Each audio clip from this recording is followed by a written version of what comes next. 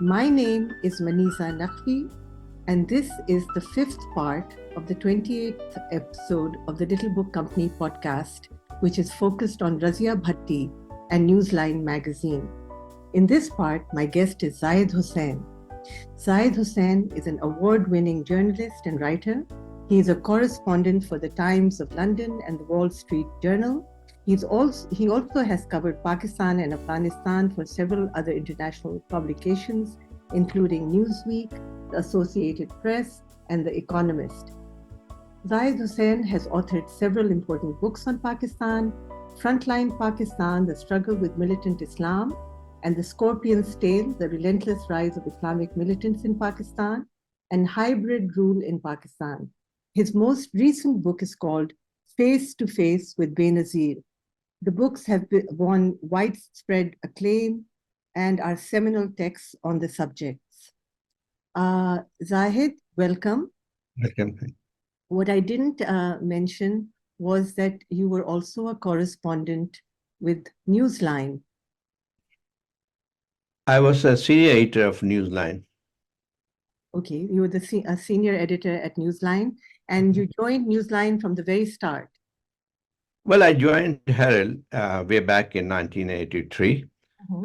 That was my first job in journalism. And so that was the time when Herald developed into a new format.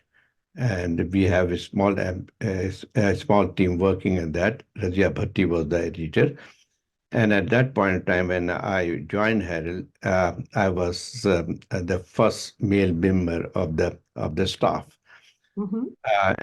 So over the years working with Razia, that's how I learned my journalism. That was the period when Razia taught me everything. In fact, I did most of the cover story later on, and every article which was published at that point had the imprint of Razia, but she never took credit of that. So she made Herald as one of the finest magazines, not only in Pakistan, news magazine in Pakistan, but also in the subcontinent. And that was the time, actually, that beginning of my career and association with Razia Bhatti. In 1988, when Razia Bhatti left the magazine, Herald, or was forced to leave the Herald, and entire crew left with him. I also joined the team, I think, slightly later on, but when Newsline came, we were all there. And the same team, a sort of continuation of Herald team, because all the core team came with Razia, and that's how the Newsline started. It was the first owned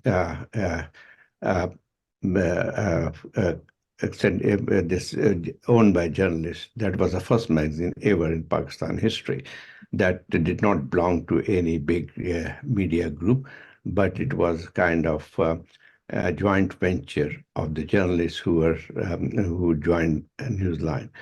And that's how Newsline started. And I think probably for the next 10 years, we did some remarkable stories. Razia was the person who would, I think there was that era, despite all those, difficulties, we managed to observe our independence, and that's largely because of Razia took a stand. And we did a lot of investigative reporting. The Herald cover story was basically would be read everywhere at that point. And I remember some diplomat in Islamabad who would say that if you want to know what has happened, because the Herald continued under news staff, and Newsline was the two magazines which were known at that time. And so they used to say that if you want to know what has happened, to read Herald, but if you want to know what is going to happen and what is in the future, so read Newsline. So that's how we made our mark in the journalism. And that's how Newsline worked. And that was, I think, 1996 when Razia passed away. The magazine continued to it's complete it continued to complete Razia's mission. And after 2015, unfortunately, it had to be closed down.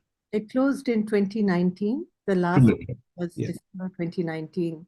Um, I was just, I was struck by the way, you're a well-known journalist, a correspondent, a senior journalist. You've written several books, but right out of the gate, you said that you learned everything from Razia Bhatti. Yeah, definitely. That was my first job in journalism way back in 1983. It all started, I remember, that I was in England, I've gone there, and then I managed to get interview of Bani Sadr, the former president of Iran, who was the first elected president post revolution, 1979 revolution. So somebody arranged that interview for me, and I went to Paris to interview Bani Sadr. And also there was another revolutionary leader who came along with Bani Sadr, was Masood Rajavi. So that was the interview, and I remember sending it to Herald, and obviously it was printed, and that how when I came back to Pakistan, Razia offered me this job. I started as a senior reporter in the magazine, and then and that was the time of my learning through the then when Newsline came, I became the senior editor, Mhm. and my association continued for next 2 decades with them. Mhm.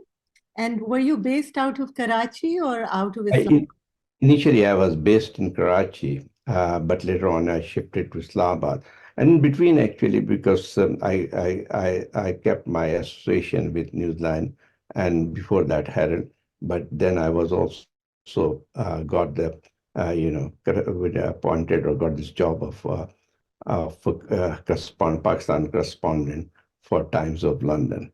So Mhm. I was working with the Times London as well as Herald, and later on I've also been doing my reporting for Newsweek and Wall Street Journal.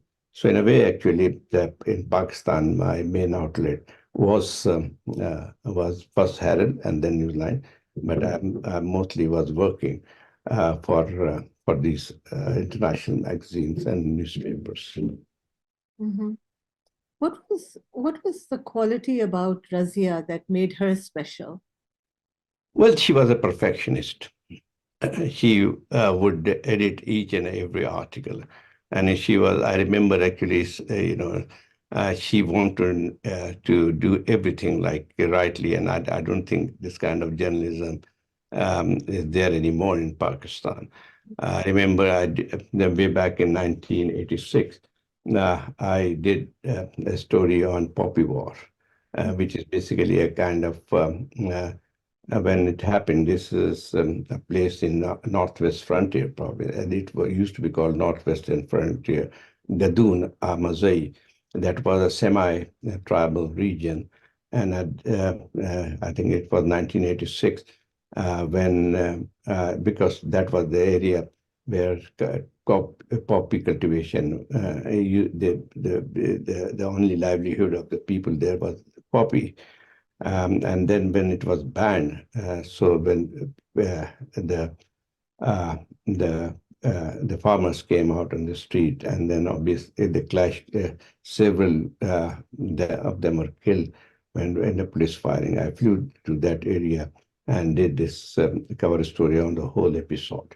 I remember coming back, and we did. I did a story, and Razia Bhatti was editing it.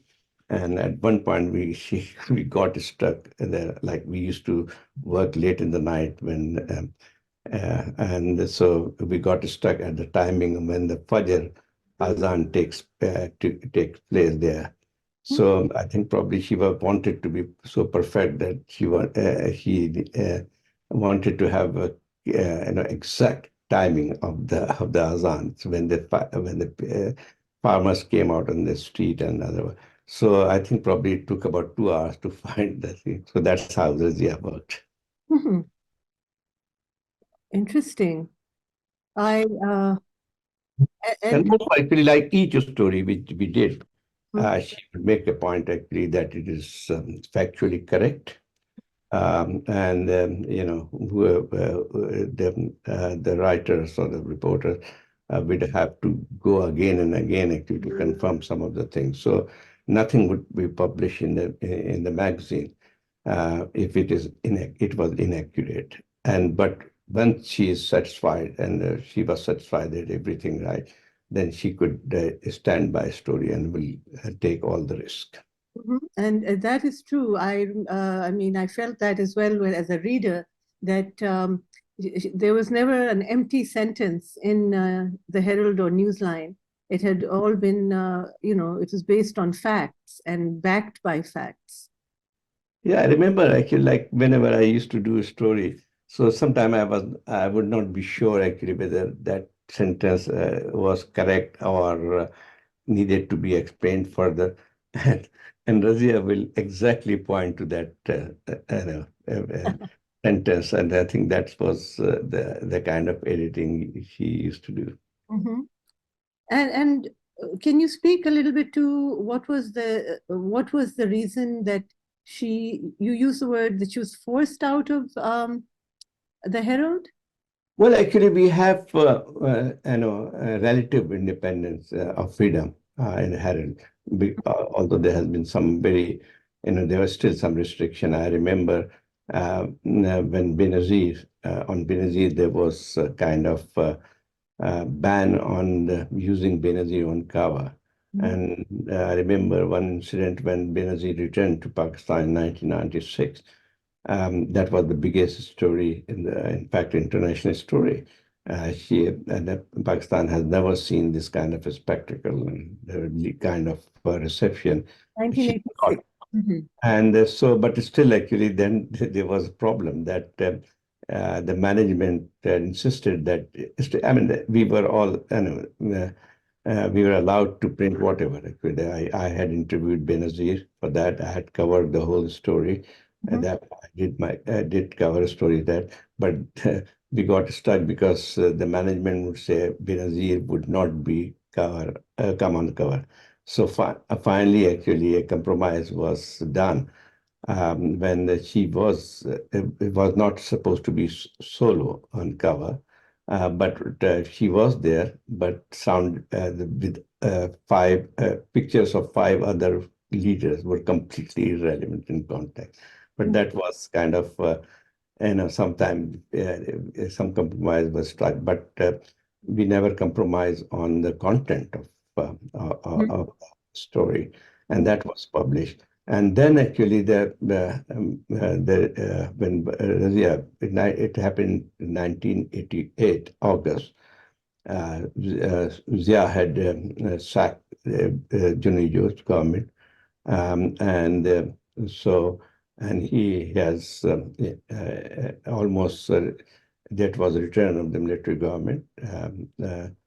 and there was a budget, and it was very clear that he did not have any intention of holding elections, Mhm. as he did in the past. So in 2000, sorry, in 1988 August, they were very sensitive about what should be printed in there. So Mahmoud Harun, who was the head of the group, he called Razia Bhatti and said to her that he wanted a positive write-up on the budget, which was supposed to be presented in a week's time. Uh, and I think Mahbub Haq was the finance minister. So Mhm. Razia said that there is nothing positive or negative. Mhm. Only did objective reporting. So whatever will be there, we will publish that. So he again insisted. though we have that she has to give it a positive, coverage of the budget, which had not happened yet.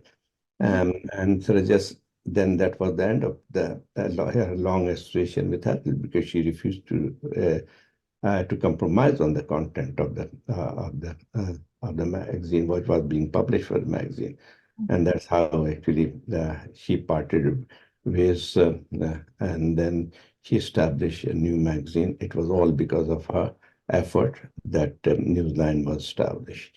Mhm. I mean, it happened, I think, probably 1st or 2nd of August. Mhm. And about 2 weeks later, Ziaul was killed in a air crash. Mhm. So it was just a matter of 2 weeks that changed the whole thing. Mhm.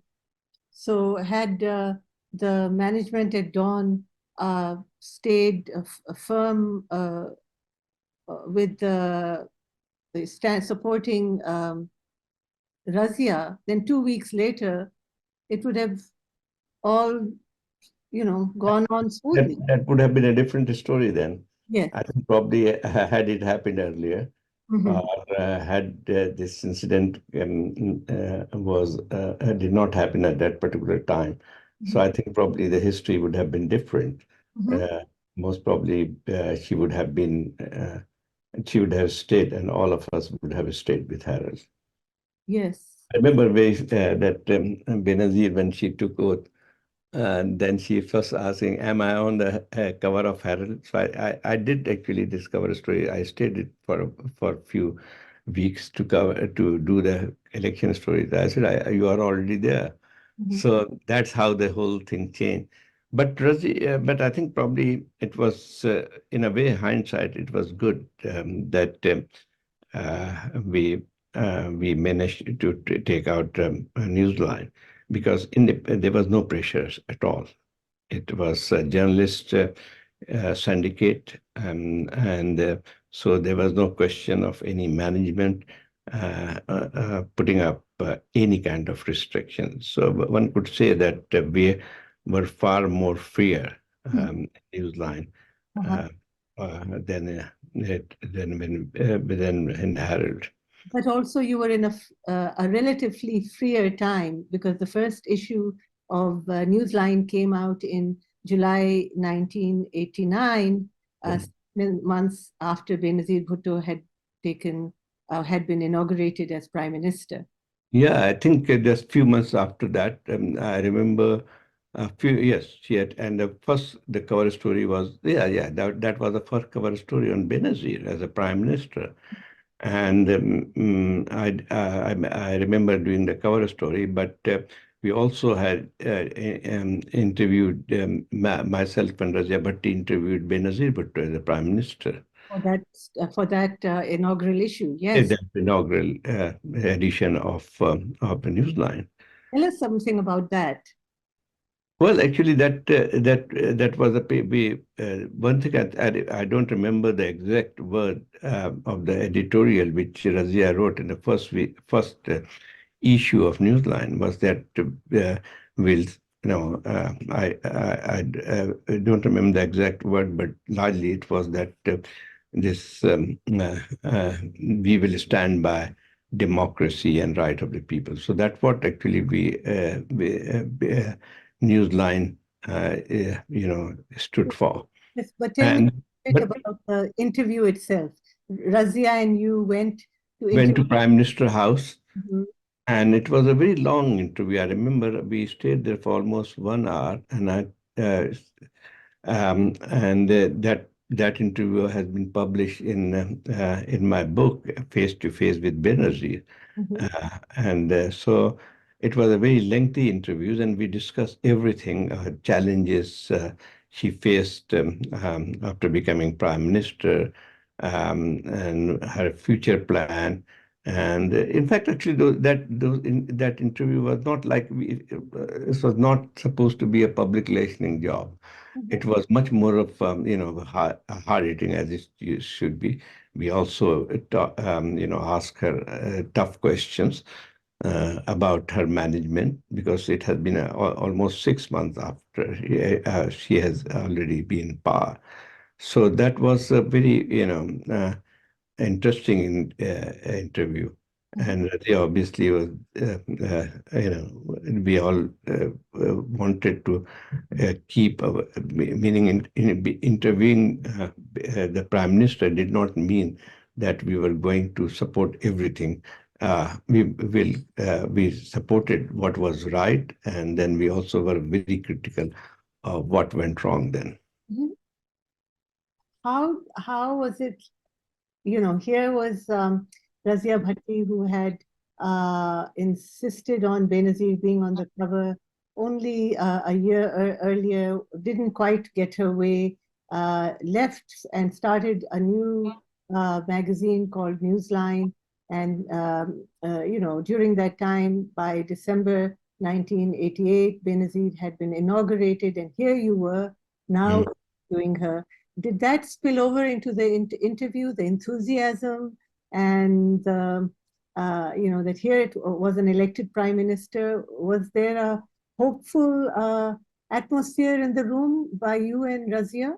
That's certainly that was a different thing, but she was in power. Before that, I've interviewed her several times when she was outside Mhm. power. But I remember doing her interview immediately after she took over as prime minister. So that was the second interview, in fact, in power.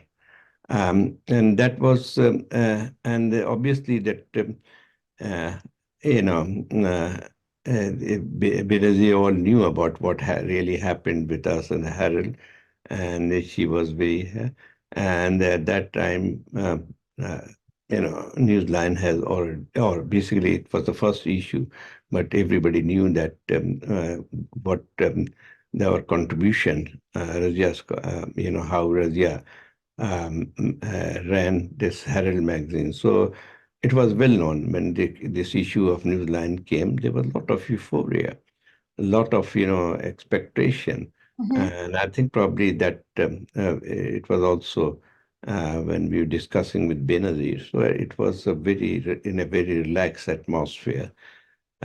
She talked about everything, and I think probably that was the most in-depth interview Mhm. of Prime Minister Benazir Bhutto in Mhm. her first term. It is all about her policy, whatever happening, what are the challenges, her relations with the military, her relations with the ISI. So I think there was not any question, and also actually that some of the allegations which were made against her first government during that period of some kind of incompetence or sometime there's also some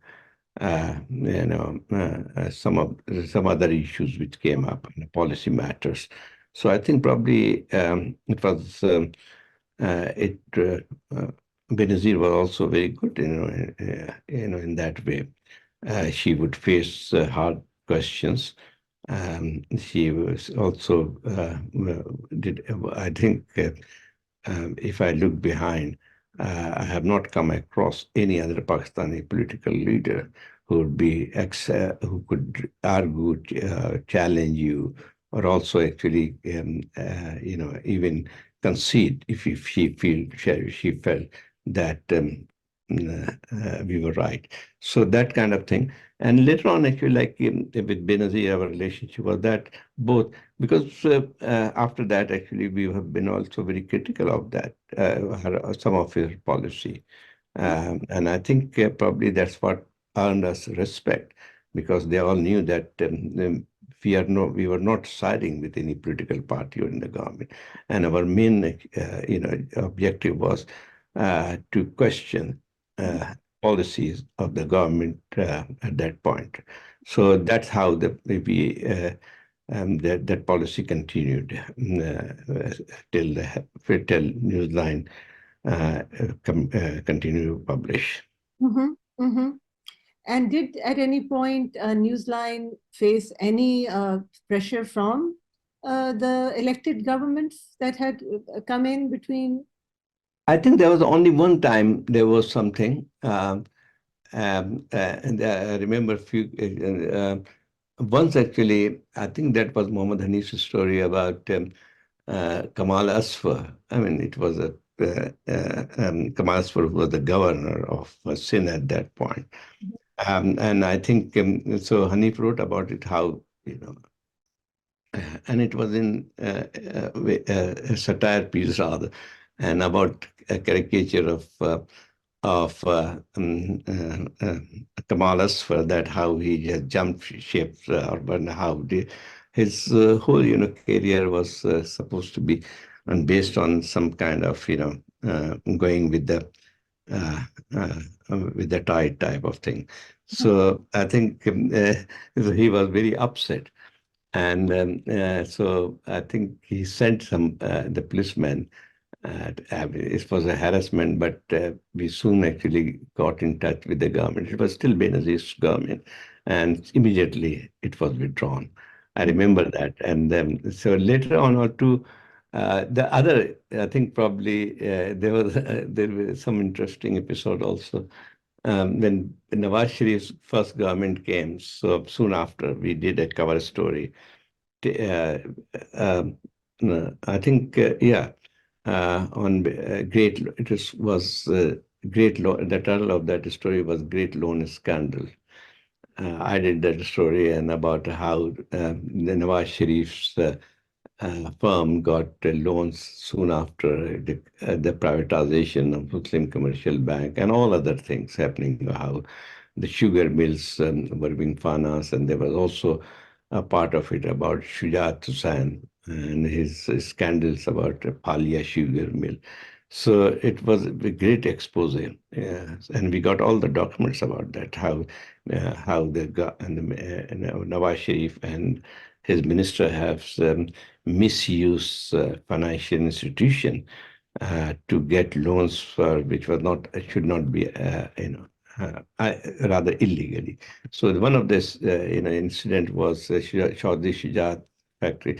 There used to be a Benz juice juice factory. So I got all the stuff on how they got this loan, and then I think one of the financial institution, I don't remember, ICP or it was ICP or some other. If I So they got loan from that, and there was no repayment. So they sent a notice to the factory owners. So they found out that it was already sold to some other company. And so this financial organization, which was government control at that point. So they thought, okay, fine, we have a collateral and we can some shares of the company, and we'll sell it to the market and get the money back. Then they found out that all those shares were fake. And that was a big story, a big scandal. So we waited. I remember Razia waited a reaction from them when it was printed. I think the first, then finally, Chaudhry Shujat Sen was the interior minister at that point. Oh. So finally, a call came from him, and so Razia took the call. So I remember he said, "आपका magazine तो बहुत अच्छा है, ये है." So, he knew actually that we were right. There was nothing he could deny, but it's typical of them. So, आपका magazine अच्छा है, आप इस्लामाबाद में नहीं आती हैं, कभी आए तो हमें खिदमत का मौका दें. So that is basically, so that there's a lot of other incident in that. But one thing actually we all had earned respect, huge respect from all because of our independence. The other years I remember we did a kind of expose or investigative story. The magazine did it. Marwat was the interior minister under Jam Saad Khari. So Sindh provincial minister, home minister, and so we did some one of our writers got this scoop. We published it, and it was cover story. And Marwat was son-in-law of Ghulam Isa Khan, and who was the president at that point. So that also actually not got us trouble, but certainly it created huge stir. I remember and that General Asif Nawaz was the army chief at that point. So there was pressure they wanted to know how that story uh, uh, was done, who gave that story, who was the source. Obviously, we could never actually reveal our sources. That was so. I remember General Asif Nawaz was the chief of our army staff. So he came to Karachi, and then he called me and just started discussing. I knew him. He was a brother of Shija Nawaz, and also I met him a few times. So he said, look, actually, I'll tell you, please tell me was the source of the story, and who did it, because we did not use the name of that writer purposely. Mhm. So, um, so I said, don't we have this and we cannot reveal our sources. We can't. So he kept arguing actually, and very nicely, and not no pressure. He said, what is that? Because it is a matter of national security that how that report was leaked, because this was the ISI report on Marwat Mhm. and was given to Ghulam Isa Khan. So, so he said actually, because it's a matter of national security, but how that report was leaked. So I said, it's your job. He said, no, no, because you have to protect your, whatever secret documents are. So then he said, look, actually, I will tell you one thing more. That Ghulam Isa Khan thought that it was him, the chief of army staff, who leaked that report, and he has almost signed a letter of sacking me. And so I said, okay, what can we do actually?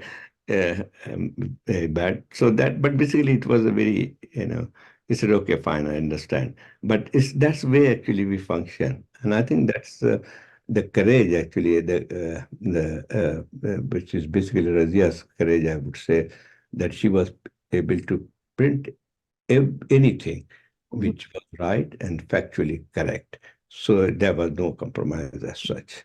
So you, Uh, so it was Razia's unerring integrity throughout, yes, without ever compromising it, never.